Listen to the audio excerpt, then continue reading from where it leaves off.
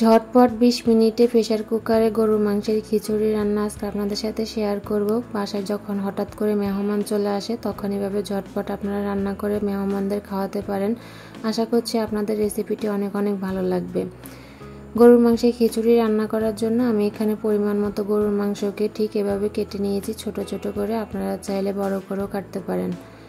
আমি এগুলাকে কেটে ধুয়ে নিয়েছি। এখন এখানে নিয়েছি 2 পট চাল। 2 পট চালের সাথে আমি 1 পট ডাল নিয়েছি। আপনারা চাইলে এখানে 2-3 ধরনের ডালও ইউজ করতে পারেন। আমি এক রকমের ডাল নিয়েছি। এখন চুলায় একটা প্রেসার কুকার বসিয়ে দিয়েছি। এখন আমি মাংসগুলোকে প্রেসার কুকারে দিয়ে দিচ্ছি। এখন এখানে আমি দিয়ে দিব একে একে মশলাগুলো। দিয়েছি 1 চামচ আদা বাটা, 1.5 চামচ রসুন বাটা, দিয়ে দিব পরিমাণ মতো পেঁয়াজ কুচি। এখন এখানে দিয়ে দিব আস্ত মশলা, তেজপাতা, দারুচিনি, এলাচ।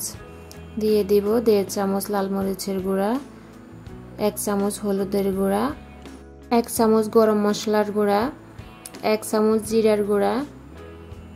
এখন দিয়ে দিচ্ছি স্বাদ মতো লবণ। এখন দিয়ে দিচ্ছি পরিমাণ মতো সরিষার তেল। আমি খিচুড়িটা সরিষার তেল দিয়ে রান্না করব, আপনারা চাইলে সয়াবিন তেল দিতে পারেন। দিয়ে দিয়েছি 3টা আস্ত কাঁচামরিচ। এখন ভালো করে মাংসগুলোকে আমি মেখে নিচ্ছি।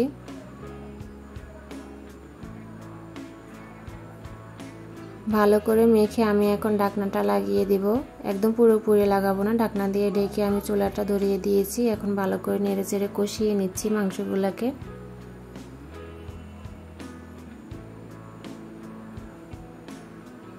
এই যে মাংসগুলো আমার প্রায় কষানো হয়ে গেছে, তেল ছেড়ে দিছে। এখন আমি এখানে দিয়ে দিব পরিমাণ মতো পানি মাংসটাকে সিদ্ধ করার জন্য। বেশি পানি দিব না, যেহেতু প্রেসার কুকার বেশি পানি দেওয়া লাগবে না। এখন আমি ঢাকনাটা লাগিয়ে দিব।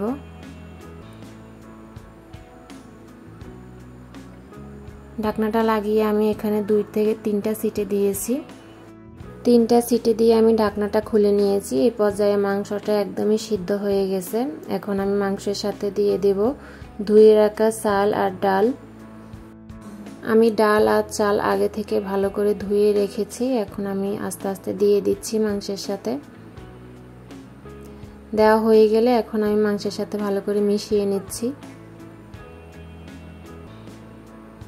ভালো করে মিশিয়ে আমি মাংসের সাথে চালগুলোকে ভেজে নিচ্ছি।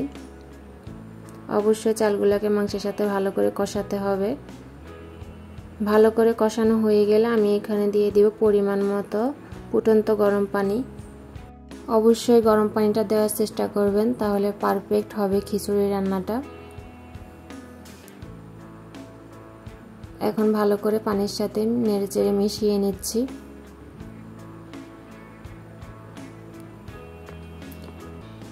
ভালো করে মেশানো হয়ে গেলে এখন আমি ঢাকনাটা লাগিয়ে দেব। ঢাকনাটা লাগিয়ে আমি জাস্ট 3টা সিটি দিয়ে নিয়েছি। এই যে আমার মাশাআল্লাহ কতটা সুন্দর ঝরঝরে হয়েছে খিচুড়ি রান্না, একদম পারফেক্ট হয়েছে। এখন আমি এই পর্যায়ে দিয়ে দিচ্ছি কিছুটা ঘি। ঘি দিয়ে আমি আরও 5 মিনিট এটাকে ঢেকে রেখেছি। এরপর চুলা থেকে নামিয়ে আমি একটু গরুর মাংসের আচার দিয়ে পরিবেশন করে নিয়েছি। দেখেই কত লোভনীয় লাগছে। খিচুড়ির সাথে আচারের কোনো তুলনাই হয় না, আর যদি হয় গরুর মাংসের আচার তাহলে তো আর কথাই নেই। এতক্ষণ যারা আমার ভিডিওটির সাথে আছেন তাদেরকে জানাই অসংখ্য ধন্যবাদ। দেখা হবে অন্য কোনো রেসিপিতে। ততক্ষণে সবাই ভালো থাকবেন। আসসালামু আলাইকুম, আল্লাহ হাফেজ।